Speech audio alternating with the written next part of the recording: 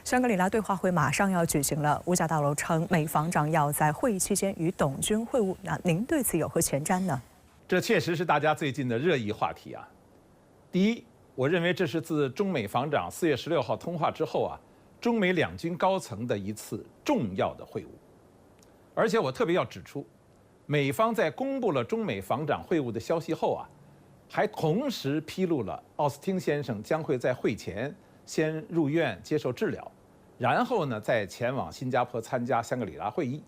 和中国的防长董军会晤。在此呢，我一方面表达对中美防长时隔近2年终于会面的期待，同时也对奥斯汀先生这种工作态度表示欣赏，并希望他呢早日康复。第二，就是这次中美防长的会晤啊，是在中美双方共同努力下，特别是根据两国元首旧金山会晤同意恢复两军高层接触。那去年12月21号呢，美军的参谋长联席会议主席布朗上将就和中共中央军委委员、中央军委联合参谋部参谋长刘振立上将举行了视频通话。今年4月16号，董军部长和奥斯汀部长也举行了视频通话。从这些循序渐进的过程来看，这次两国防长正式会晤是中美关系，特别是中美军事关系不断恢复、不断回归正轨的一个重要标志。第三，还应该指出啊，这次的中美防长会晤是在台湾520之后，解放军为了对台独分裂势力谋独行径进行有力惩戒，对外部势力干涉挑衅给予严重警告而展开的联合利剑2024A 军事演习刚刚结束之际，美方呢虽然表示了希望中方保持克制态度，但是立刻就抢先宣布了中美两国防长将进行会晤的消息。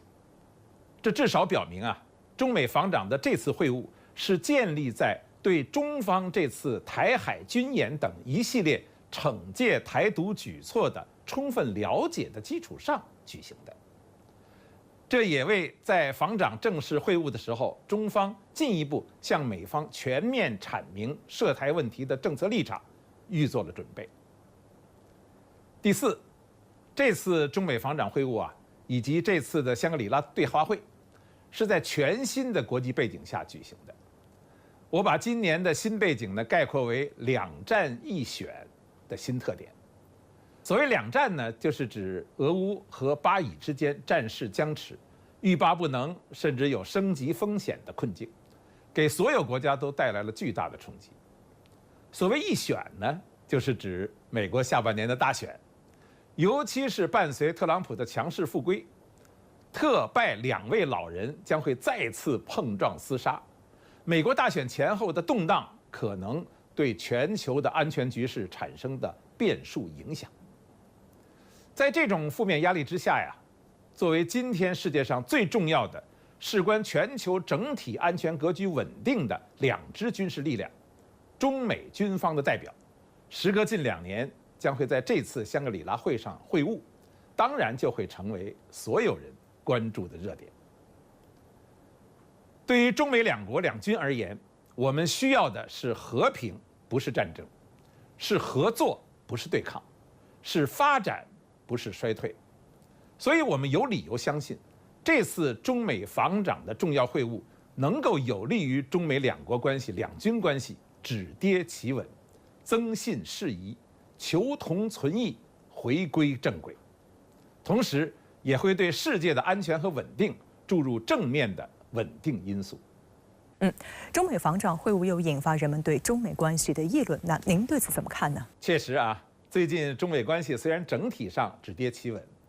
但尤其是台海520等局势动荡，美方呢也在里边啊做了一些小动作啊。大家都在关注中美会不会擦枪走火，甚至突破底线。究竟应该怎样给中美两国，特别是两军关系进行一个定位呢？中美啊，作为今天世界上最大的发展中国家和发达国家，而且还是最大的东方文明和西方文明的代表性国家，双方有一些差异和矛盾分歧是不可避免的客观事实。近年来，美方的对华错误认知又加剧了这些矛盾的复杂性。但同时呢，中美两国又同处于和平发展合作的新时代，并且同为这个时代红利的最大获利者。中美两国在力量上的相对均衡、利益上的紧密依存和风险上的高度共有，都使得我们之间必须以合作为唯一正确选择。所以呢，在中美的各项博弈当中，都同时具有着积极和消极、正面和负面的双重性，是一个复杂的综合博弈进程。对此啊，我们要有冷静、客观、全面的把握和对应。比如说台湾问题的博弈，以台制华是美国几十年来的一项老战略。近来呢，美方的挑衅越演越烈，肯定也会成为这次中美防长会晤的主要博弈内容。但是呢，台湾问题毕竟不是美国的核心利益，而且中美在1972年上海公报、1979年建交公报以及1982年817公报、2004年以后的中美涉台互动等，都有着一些正面的而不是负面的、积极的而不是消极的合作过程。50多年的实践证明啊，台海两岸同属一个中国的事实是改变不了的。中美两国同处一个地球村的事实也是改变不了的。我们都只有和平发展合作，才有光明的未来。至于美方一些想利用台湾牌牵着中国发展的言行，根本无法阻挡14亿中国人和平发展、走向和平统一的前景，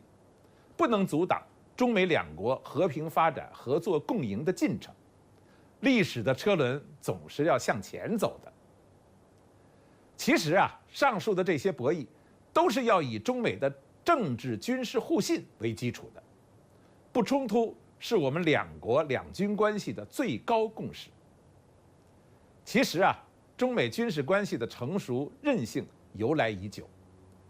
这里边既有第二次世界大战当中双方共同抗击法西斯主义、浴血奋战的经历，